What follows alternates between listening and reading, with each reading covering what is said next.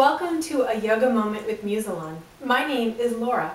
Today we're going to talk about Uttanasana, standing forward fold. In particular, how to engage the legs well so that the pose is more stable.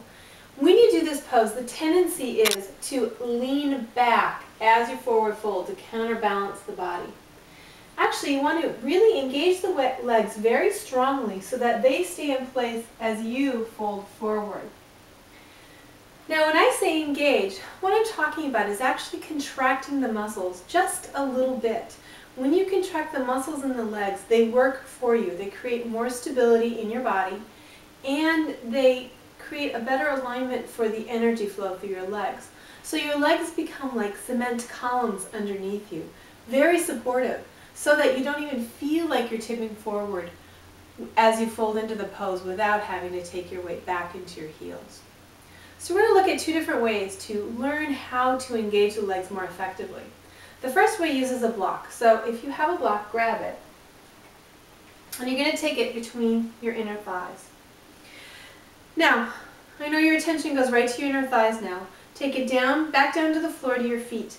I want you to broaden in the soles of your feet.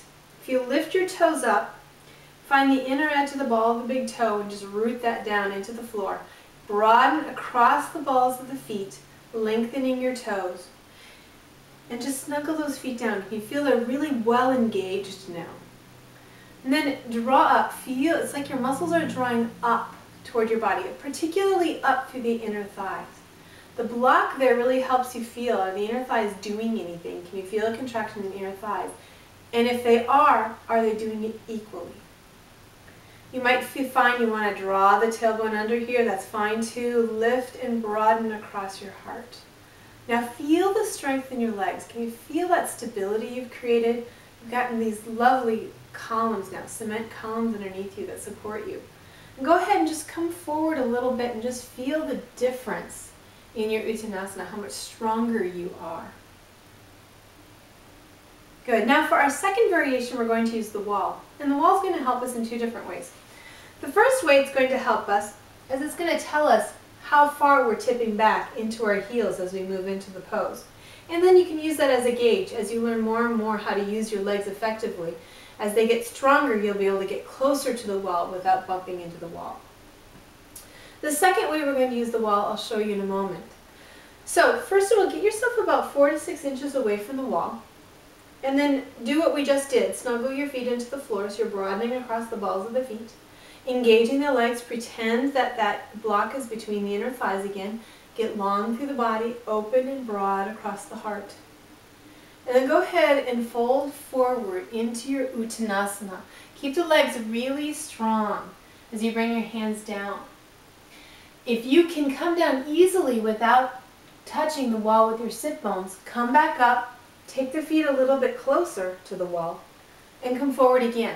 So find that distance in your feet away from the wall, the distance that allows you to come forward, but just barely touching the sit bones up against the wall.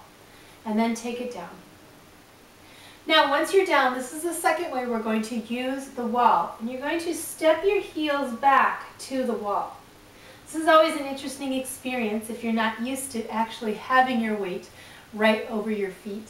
Here we've got the heels aligned with the sit bones, which is where you want to be in your final Uttanasana. It can feel remarkably awkward initially. Hang in there. If it's too awkward, feel free to take your feet a little bit away. Just get them as close as you can.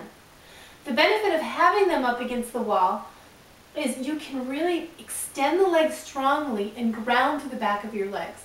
Very similar to what we do in Dandasana. So really firm those legs up against the wall, engage your inner thighs, take your weight into your heels as best you can.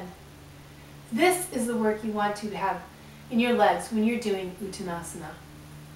Now coming out is a little bit more awkward than going in, so you for sure want to step your feet away from the wall, engaging the legs strongly as you come up.